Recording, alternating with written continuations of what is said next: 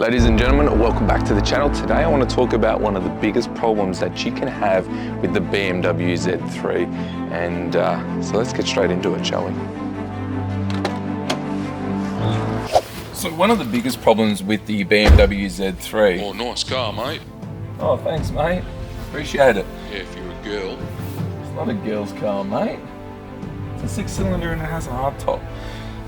So you may think that one of the biggest problems with the BMW is that everyone thinks it's a girl's car, and today I'm here to tell you that it's not the biggest problem. The biggest problem is this dash. See, the dash, like many things in life, don't last forever, and especially in a car that was made in 1997, the leather unfortunately dries up, it shrinks, it cracks, it does all sorts of funny things in this car. And to get it fixed is not the cheapest thing to achieve. So the whole dash has to come out. Unfortunately, it was only a problem in the 6 cylinders. The 4-cylinder cars, or the Z3 4-cylinder, just got a nice dash that didn't have the leather wrapped all around it. So you didn't have this problem in the 4-cylinder.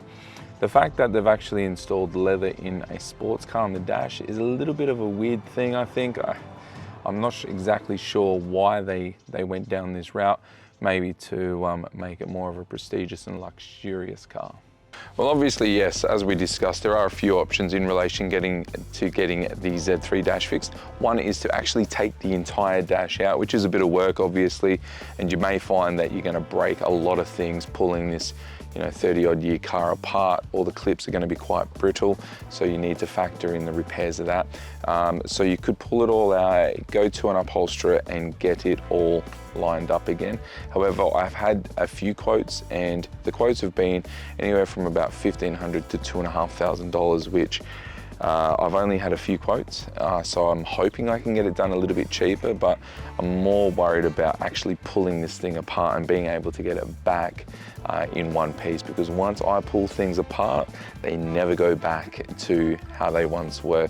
The other option is obviously to find a wrecking Z3, so a 4-cylinder, pull out the entire dash and actually replace this dash with the non-leather version and not have all of those worries.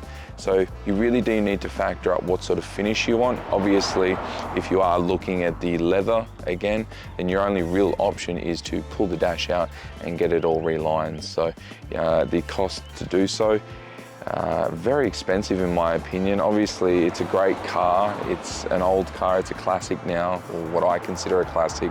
I'd love to spend the money on it, but it does seem like the juice is not worth the squeeze there. If I had the opportunity to just buy a dash from the 4-cylinder, I have been trolling all the marketplace, Gumtree, those sorts of areas in case one does pop up. So as soon as one does come up for sale, I'll be jumping on it and getting this changed over, because replacing the leather just doesn't seem viable in my opinion.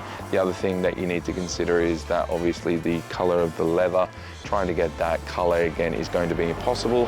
So you're probably going to be, replacing it with black, and then where does it stop? You need to do the door cards, you need to do the dash, you need to do the inner column, you just need to do everything pretty much at the end of the day. So it's all about what you want, I guess, and how much you're actually willing to spend on the car. But me personally, I don't actually like the leather on the dash. I don't think it should have ever been done. If I have the opportunity to replace it for cheap, I'll certainly be taking that route. So a few options, but it's more about your personal journey with the car and what you want to achieve, I guess. So what does it all mean at the end of the day? Does it really bother me? Yes, it does a little bit, but not to the point where I want to rush out and spend thousands of dollars repairing this, because the juice just ain't worth the squeeze, as I said before. What I will do, however, is probably cut the leather so that it doesn't stick out so poorly and look so average. Everyone that gets in this car comments on the leather.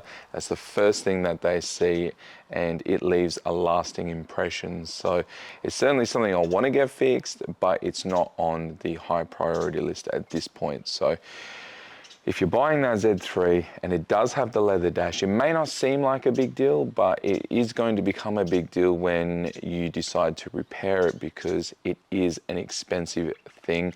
But it is something to expect if you are buying the 6-cylinder version, because from my understanding, all of the 6 cylinders had the leather dash. So unless you want to go and buy that piddly little 4-cylinder, you're going to be stuck with this problem. So a bit unfortunate, but the car is quite old, so you can expect it. You do allow it, I guess, to a certain extent. But what else is there not to love? This is the biggest problem with the BMW Z3, in my opinion. Thanks for watching. Bye. Apart from that, go and buy one. If you don't have one, go and buy one because they're a classic.